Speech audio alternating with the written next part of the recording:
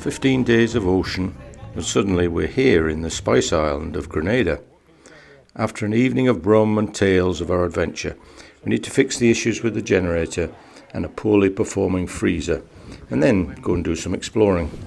Grenada is a wild mix of sun, sand, jungle, rum and history. It's famous for its spices, which were highly prized throughout the world and fought over by the European colonialists, mostly the French and the English. Our first challenge on the shore was where to get some shore power from to refresh our depleted batteries. And of course, when you come to see it, nothing fits. So a quick rewire of the various plugs we carry, and it's off to the World Cruising presentation on Caribbean cruising. It's a little less laid back than it was, but there's again been a bit of development there. There's now a shopping centre almost in Tyrrell Bay down here, which is the main anchorage for yachts. And our conclusion on the World Cruising presentation, that Doyle's guides are great. They show you all the local info and the things to do. So get a set of those. There's probably 4 of them, I think, in the series. And then it's time to get checked in to Customs and Immigration. We use a thing called Sail Clear. What is it? Well, it's a database used by many of the Caribbean islands, and it lists vessel, crew, customs information. It somewhat speeds up the process, but don't expect rapid. This is island time here. They have an impressive love of paperwork, in triplicate. Be warned. Soon our pals from Geramondo arrive, so we head over for the welcome ceremony. Yeah, I hear so.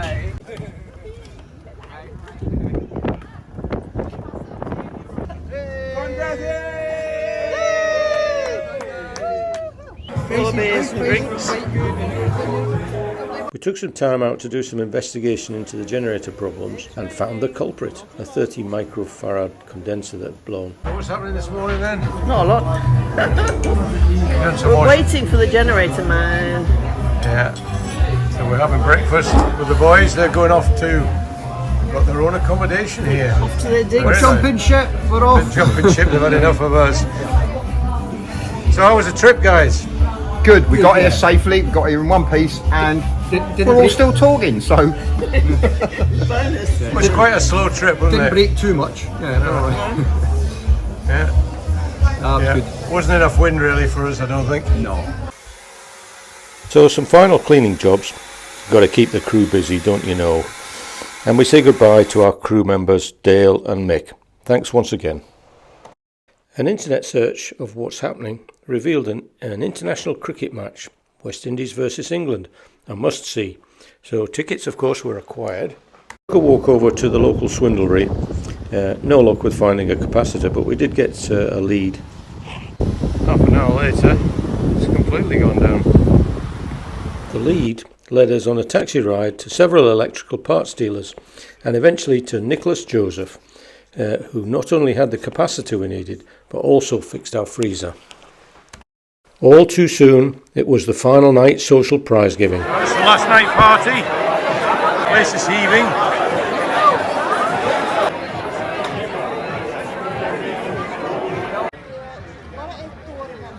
The finishing line, and then a huge number of awards. No racing prizes for us, but we were recognised for our help when Hilma was dismasted.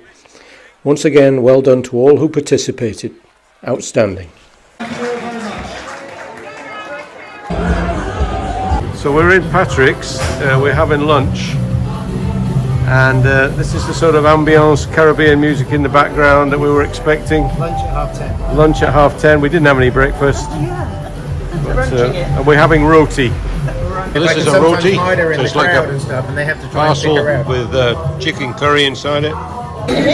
Brisket night tonight. And who do we have for brisket night? The usual suspects. We're at the market this morning early. Get the best stuff. Market's in the middle of town.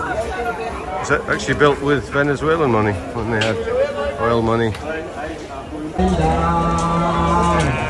Chopping that with that knife. I wouldn't want to be close to that.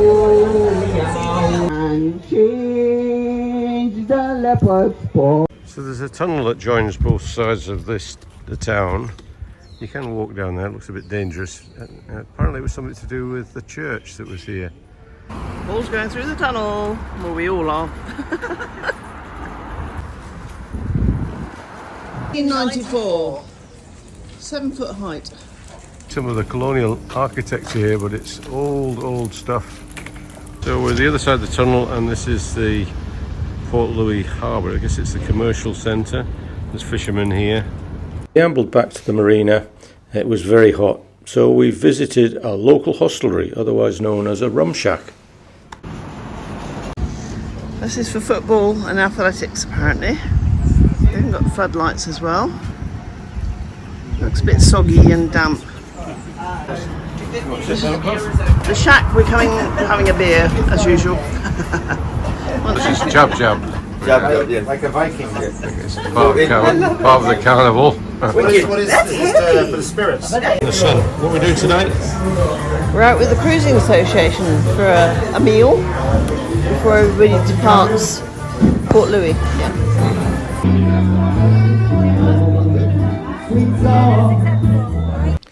In the market I discovered these flowers, and asked the lady what they were. They're sorrel, one of the hibiscus family, and they're a traditional Christmas drink in Grenada. Quite sweet and fruity, but with no added sugar. I drank them for my morning drink most of the time in Grenada. On the hill is Fort George, and it's actually earmarked to be a World Heritage Site, so they've already started restoration work on that. So that white building is where Parliament is now going on. The white building is the Parliament. That's our new Parliament. If you've seen the movie Island in the Sun with Harry Belafonte and so on, both Grenada and Barbados was used, and that was one of the areas used for the filming of that movie. The history of the island chain began with the South American Caribs, who created small settlements on the islands, followed by the Spanish in the 1600s, and then the French and the British, when they saw the wealth that was being generated by the Spanish on the Mexican coasts and islands. Sugar, or white gold, was introduced and became a huge economic driver, together with the spices grown on the island, which were used to mask poor quality meat. And the sugar also generated the liquor in the form of rum. It required lots of labour, which in turn led to the slave trade and a rather shameful time in history. Now this is when the French attacked the fort. They came up from the landward side. This guy looks like he's caught short, needs to go to the toilet. He's giving up. The French are coming in to take the fort. Yeah, this is down to the market. And this is like San Francisco. Something. Yeah, it is. Yeah. On our island taxi tour, we were treated to a fantastic guide through many of the spices grown in Grenada. Nutmeg fruit, yeah. The guided herb tour. So we've got they make Panadol out of this. So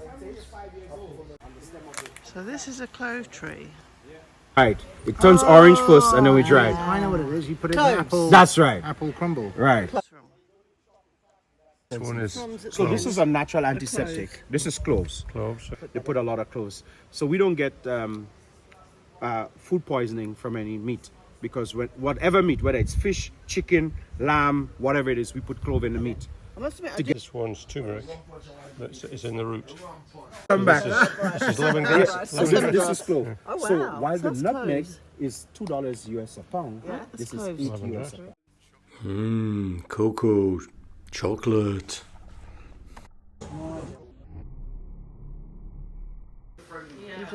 When the nut is ready, covered by a beautiful mace. That's what it is. Right? Hello, you lot. Hello. This is Annandale waterfall. Rainbow eucalyptus. We didn't get. Brendan and Paul go for a refreshing swim in the waterfall.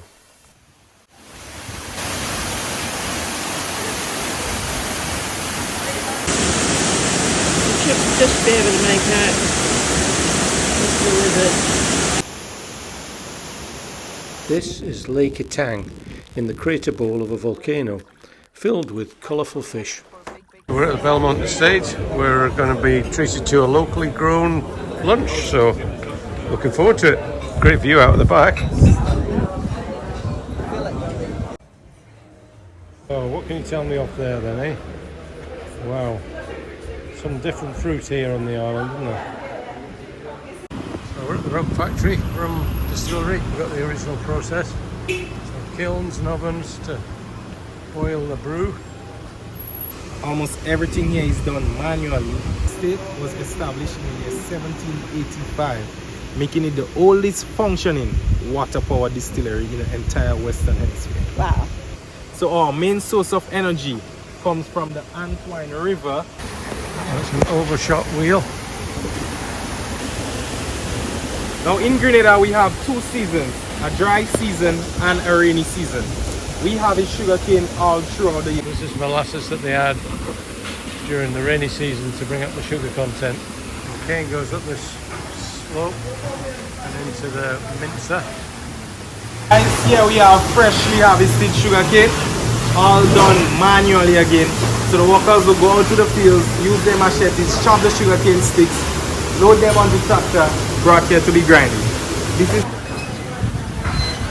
This is the heart of the process, where huge industrial cogs drive the rollers that crush the juice out of the cane. You see the juice coming out the bottom.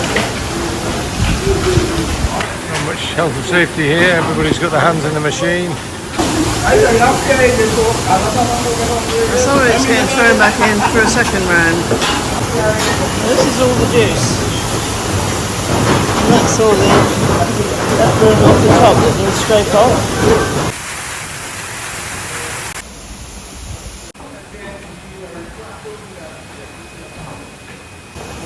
This is inside. When the juice is fully concentrated, it gets ladled into this wooden chute here and falls into the holding tank.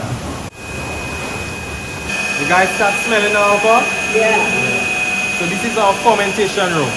Now fermentation is a process whereby sugar is being turned into alcohol. So these are the old barrels which are replaced. Actual concentrated cane juice left to be fermented in its own natural environment.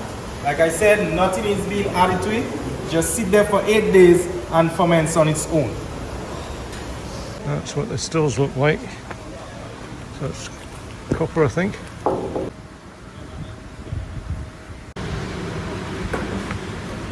This is where they check the alcohol content. So guys, this is our testing area.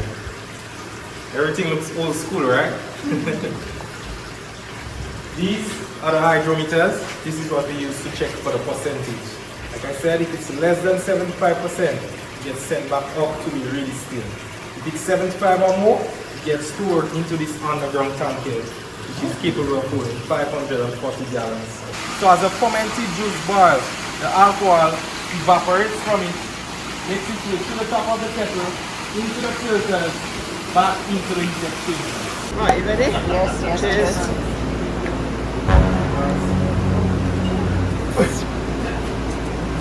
Holy shmoly.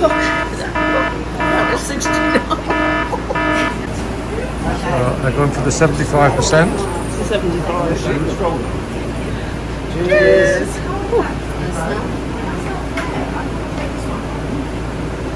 It is smoother. Do you know that's so much nicer. So much nicer. That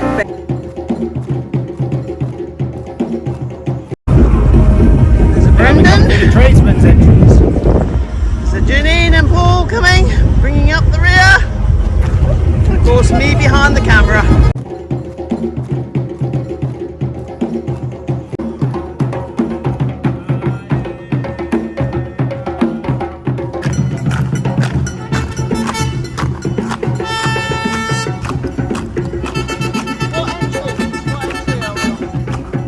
Right, we're in. We're up on the balcony.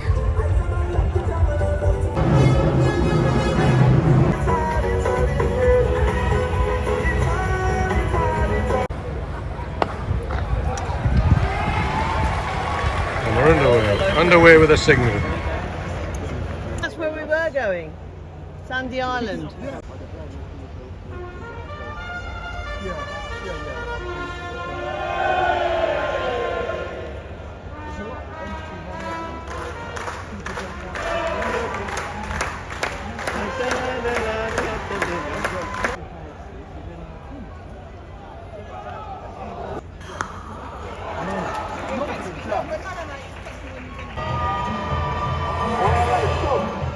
One of the stars of the day was the giant Caribbean beer bottle, which kept deflating and having to be refilled with beer, no doubt.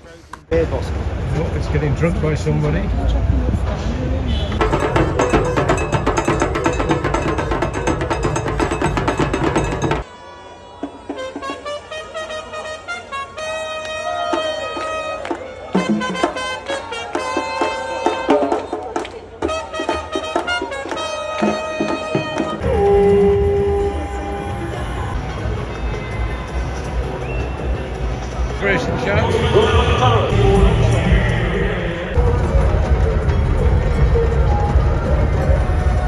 So half-time came, the beer bottle was fully charged, the pitch rolled, but a rather lacklustre England after the break just failed to reach the required score of the West Indies. A win for West Indies and a great day out. Last waiting to get out of the cricket. The Grinch on the winch signalled Christmas approaching and our stay in St Louis Marina coming to an end. That's us leaving Port Louis Marina. We're just doing some ropes and we're just going to go and cruise around the islands of Grenada and go on mooring buoys and things. Had enough of Port Louis, but it's very nice here. Quite a lot of ruined boats down here, whether they're hurricane damaged or whether they were just sunk.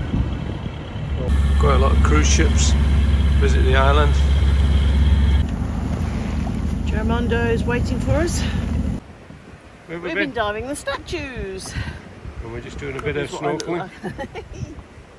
So we got first night at anchor. We're off St George's and we have a gorgeous sunset. Christmas tree and lights are recovered from storage. Their music is over there. Oh, okay. So this is Dodgy Dock. So we're back at the yacht club. We had prize giving night. Have a red Potato with like spinach or something in it. So cheers, everybody. Cheers, everybody. This morning sunrise, day Wednesday. Pelican just taken off. We have a sun rainbow even. Sun rainbow. So we have the Christmas lights on and the sunset. Oh, goodness. That's broken the camera. We have a big green lizard or whatever it is. And we have the Christmas boat here. Can't see anything, so It's a tough life. We're just waiting, getting some work done on our buddy boat's dinghy motor. So we're sitting here having a ting ting. That's the local or lemonade drink. So. Budget Marine have chandleries throughout the island. On this island there is one in Prickly Bay. There he is. You almost got a bigger smile than the snowman. So we have our Christmas lights on and it's so cool, lovely out here tonight. We're sitting out here to have our tea. The island there is Hog Island. So we're going to anchor up to this side up by that bridge. Hog Island is a favourite cruiser haunt and anchorage as a hurricane hole. Apart from the fantastic rum punches, they have a pizza night and often cruisers bring their own musical instruments for entertainment.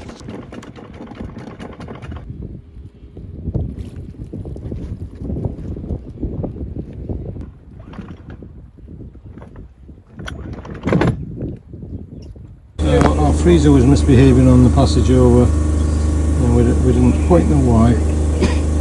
We had our second freezer, but I'm doing a little bit of work on the box it's in. Now I've had it to the mender, he's cleaned it out, he put a new filter in it and re-gassed it, and then we had a leak on it and then he re-gassed it again, pressurised it, and it seems to be getting down to the temperatures you'd expect it to get down, like minus 12, minus 14. So happy with that, but not happy with the airflow through the box, so I'm cutting out some extra holes in the side of the box. I'll have to epoxy these and clean them up, because I don't think it was getting enough airflow through the cooling unit, and that was causing it to struggle, and then causing the problems with it not freezing properly.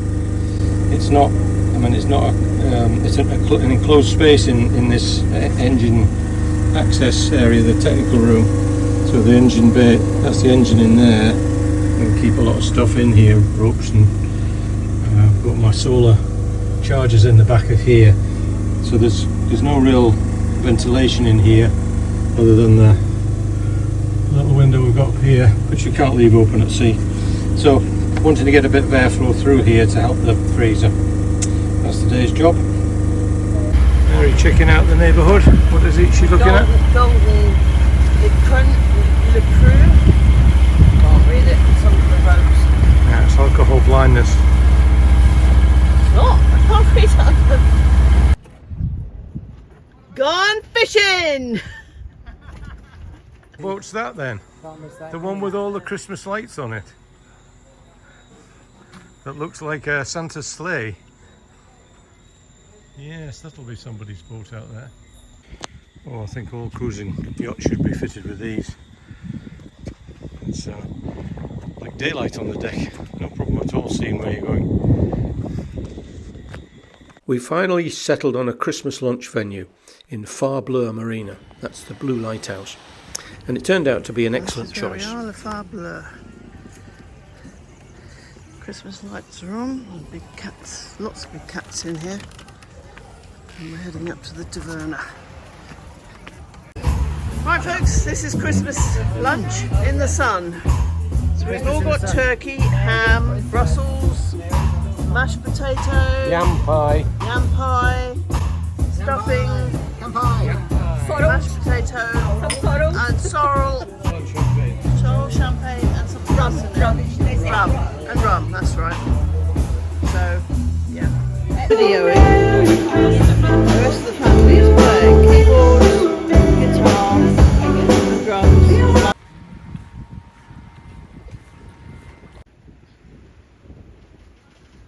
So the marina has its facilities, showers and toilets, and social facilities on the lightship. That's the Phase Bleu.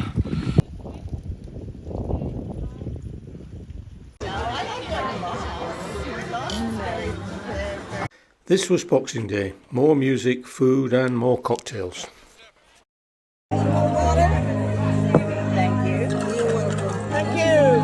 So we're having surf and turf. Surf and turf's been delivered.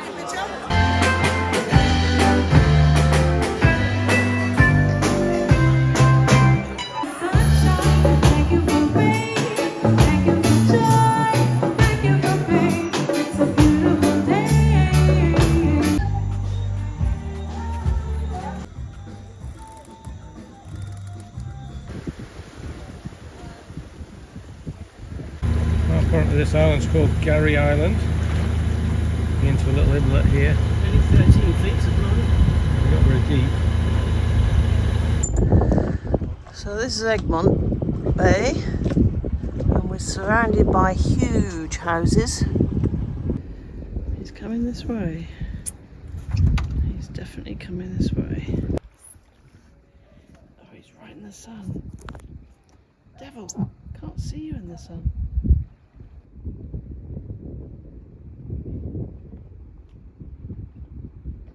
He might be coming straight for us this time. You can see his white bits. Oh wow, look at that. Oh wow, he's got his big mouth open, look.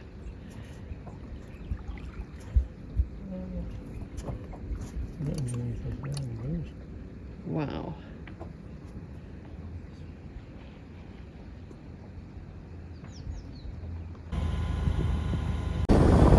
Jumping bays again today. Had a nice evening in here. What's the skipper got to say today? What is breeze coming in? I've got an engine compartment fan to sort out. It's not working at the moment. Take that out. So this is St David's Bay. Properties to the right. I think there's a boatyard and harbour marina type of place. The rain rainbow actually comes back to the boat, but you can't see it through the video. Well, this pile of bits is the disassembled pieces of the engine fan, and yeah, I think it's pretty much toast. It goes in the engine bay and sucks air in and out of the engine bay, well, out of the engine bay. And this is the little motor that drives the fan, which goes inside the casing, which is held in place by this bracket, and the electric motor that goes in here is toast. If you can see the armature here, this is where the electrics basically powers each of these little coils in here and turns the motor around. And inside here, you can just see in the bottom there, I'll get the light on it, there's a little copper wire, two little copper wires. One has a carbon brush on it which rubs around this armature here, and one of those is missing. It's completely worn away. All the black dust you see around here is actually what's left of the carbon on the brush. So I could fit another brush in there if we could get it all back together, but I've got to get the top of the motor off here as well, and it's very stiff in this bearing, so I think this bearing's also been causing trouble. So it may well be that we need a new fan for the engine bay, air fan. I can't see this being easily repairable. It's amazing how quickly these worms build up on here. That's the paddle wheel. There's little white worms all over it. And miniature barnacles, which stops this turning. Have to clean that up and put it back in. Just a private island that's next to us. I think there's quite a few staying on there tonight. That's better. I've got a smile instead of a scowl. That was good. Oh, yes. We've got smiles all round. That's good. Everybody's happy. One quick notice, we're out of vanilla ice cream, but we do have rum and raisin. One quick notice, we're out. What we're doing today? Snorkeling. Expedition. Engines running. Just waiting for our pals. So it's a bit of a mixed day today. A lot of rain in the sky. 6 o'clock this morning on the back to the right, I'm shutting windows. Blew the other way. We're going round this corner here to have a look at a couple of reefs. Very looking terrified. What, you terrified? Deep water here, you know. Might not be able to touch the bottom. We have our own private little beach. Lovely here. Water's a bit murky close to shore, but I think that's all the vegetation that causes that. At the end of the beach there is some signs of human construction. There's I think it's an oven or a boiler or something like that, maybe for sugar cane. There's a little pool at the back and a stream that runs out, which is nice and cool. And we've been wading in this. It's lovely and cool compared with the sea temperature. Been here for a while. I think it's an oven of some sort. I loaded fuel in here and then boiled it or burnt it or produced steam or something. Fine piece of driftwood. They're quite encouraging that the beaches here have not got quite as much plastic as I was expecting. It's mostly natural. So we're just passing back along the south coast, heading into Lark's Court area to do some shopping. It's barbecue night tonight. We're sharing the barbie on Giramondo, and in the background is Akitas trying to get in on the act. We're quite close.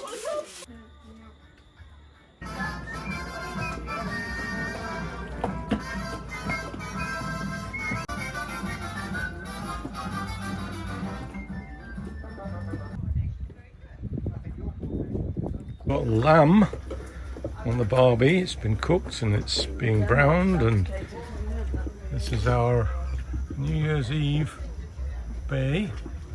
This is Clark's Court. So the private island has been playing sandcastles. 140,000 a day gets you a digger and a tractor to build the biggest sandcastle you can imagine on the beach.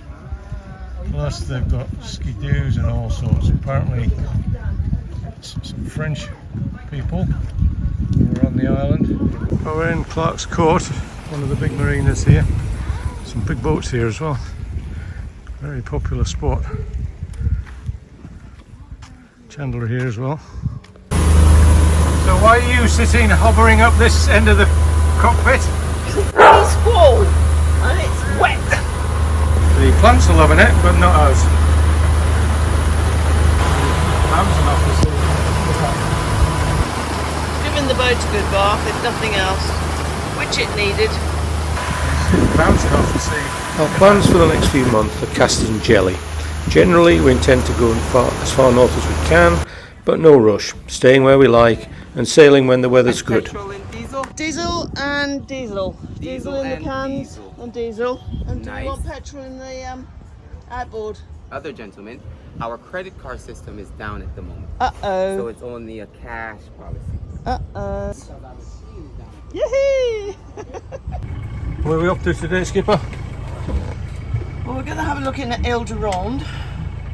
We might have a look at Saunders on the way round at the top of the island. Right. If not, Ile de Ronde, and then on to Tyrrell Bay. The island of Grenada disappearing into the haze. So, topless sunbathing behind the binnacle. We're out of sight of land, I presume.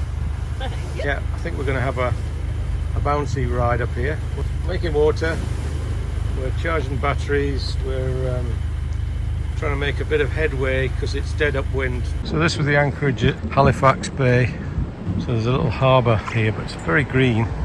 Nice little bay, beach, and the rock area over there. I went snorkeling yesterday. Lots of reef fish, even saw a sea snake there. Well, ahead of us today, underwater, we have a volcano. It's called Jenny, and there's an area around it which you're prohibited from going into, and then there's a wider area if it's active you have to stay out of. So we're just approaching that now, so we're going to have to tack across the top of Grenada, across the north end, to avoid that area of Jenny. Can't see any smoke or any activity, so hopefully we're fine today. This is Ile de Ronde, and we have to avoid some visible rocks as we approach the anchorage. Ile de Ronde, this is the big island here, Diamond Island there. We're going to try and anchor in this corner here. There's still a bit of swell, and the wind's probably 20 knots. We came through this little gap. These are the sisters. This is Ile de Ronde. Oh, fabulous sunset, it's getting even better now. To the naked eye, it's actually quite pink down the end with an orange sun.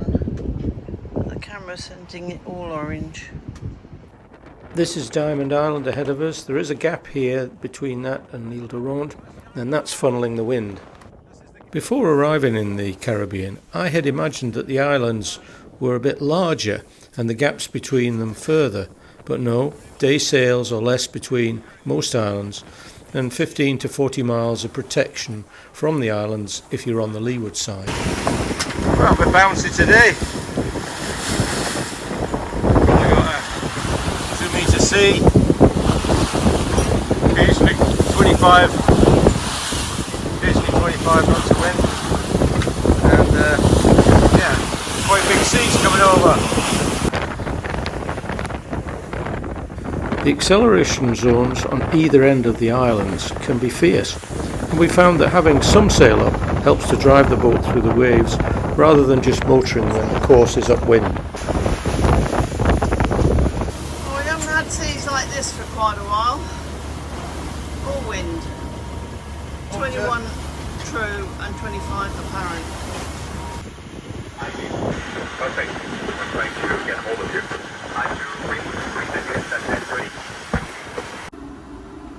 We came up from Cornstore Bay in Ile de Ronde and past this little island here, it's Diamond Island, and then you can see our purple course.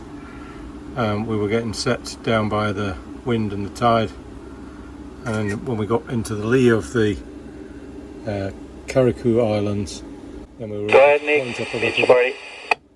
able to point up a little bit more then. So we're on a mooring buoy in Tyrrell Bay. It's quite congested in here. I think it's probably because the weather's not great. We're on a mooring buoy. You can anchor a bit further out, but it's a bit tight, a bit of a tight anchorage. Wreck down this coast here, and then several little bays and things you can anchor in. There's one called Limekiln Bay, and then the other side of the island is Sandy Bay, Sandy Island or something it's called. Union Island, Sandy Island, Petit Martinique. We've got a few places to explore.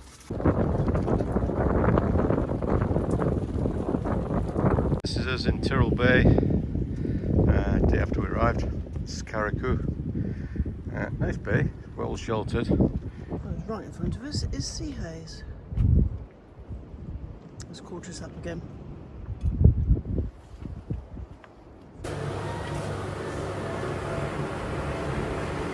How about that up for a view from your bakery?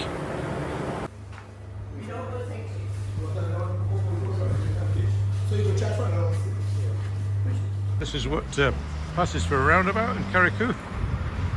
I'm not sure whether they adhere to the going round it. No, obviously not on a bicycle. In the event of a tsunami here, that's where you run away.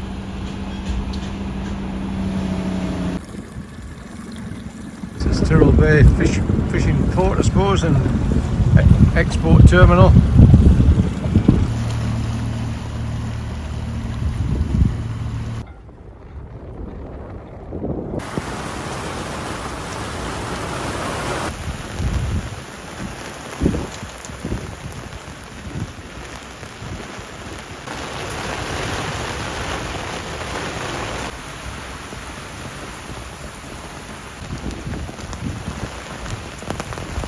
Boatyard. In the boatyard, we're going for a bit of a walk. First obstacle is a 45-degree hill. The car's there's having a run at it. So Akita's is up the back there.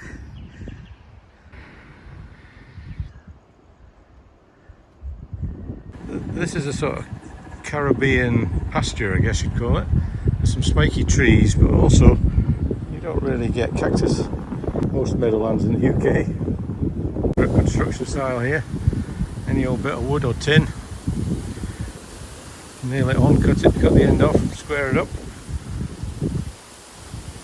And he's got his washing machine there as well. Some mighty vicious looking cacti around here. Long tall ones. Looks like the local scarecrow leaning up against a tree. This is the windward side of the island, looking out towards the Atlantic. The prevailing trade winds come this way, and any storms. Hence the beach erosion and the trees bent by the wind. Strange colours here of some sort of weed that grows on the trees like a vine. This is where I guess some major weather came through and blew all the trees away, and yeah, it's done a lot of damage, and it's left things like that.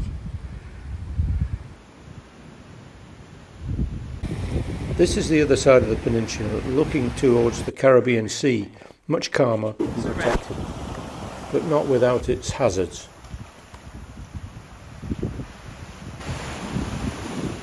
The way back, tricky downhill, but not out of breath.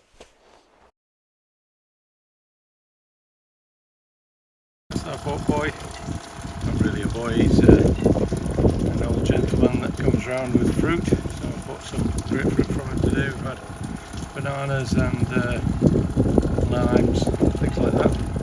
And our plan is to go to the customs tomorrow morning and check out from Grenada into the St. Vincent and Grenadines side of the island chain. So what are we up to today, Skipper? We've just come out of Tyrrell Bay and we're going around the corner into Paradise Bay. And hopefully going to have a nice meal tonight at the lobster shack, I think, isn't it? So that's Tyrrell Bay. We checked out there from the Grenada Islands. It's a bit stressful, I have to say. It was very busy, and the system that's supposed to clear you out, sail cleared, wasn't working, so it was paperwork, and the staff were getting a bit stressed in there. Anyway, we managed that eventually when they all turned up, and we're off around the corner, as Mary says. You do spot some exotic yachts around the island. This one's a beauty, looks really fast. Coming around the corner to Paradise Bay and then Hillsborough Bay. So why have we left late this morning then? Oh, I've been watching bowls again. What is it, the World Bowls Championship? Yeah. Oh, it's yeah, it's an exclusion zone, isn't it? Yeah.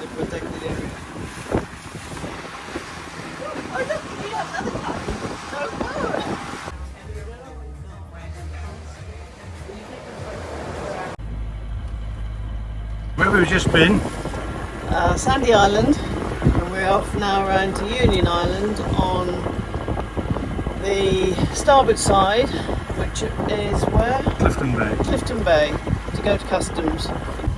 That's Sandy Island. I think there's 10 mooring buoys there.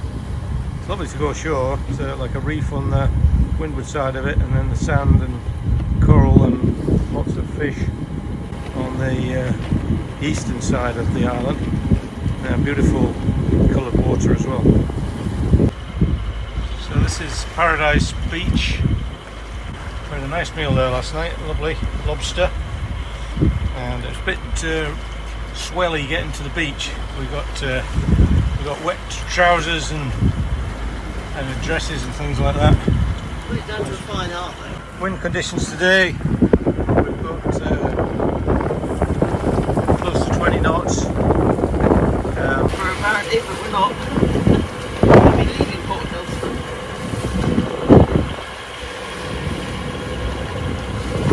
Hope you enjoyed the video.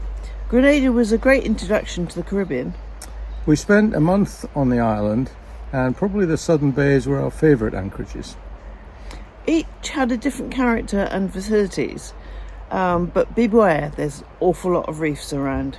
Yeah, our plans for the following months are to cruise slowly north as far as we can, and then we have to turn south to avoid the hurricane season. We're having great fun in the Caribbean adventure, and if you'd like to follow us, please like and subscribe. So until the next time, fair winds and following seas. Bye. Bye.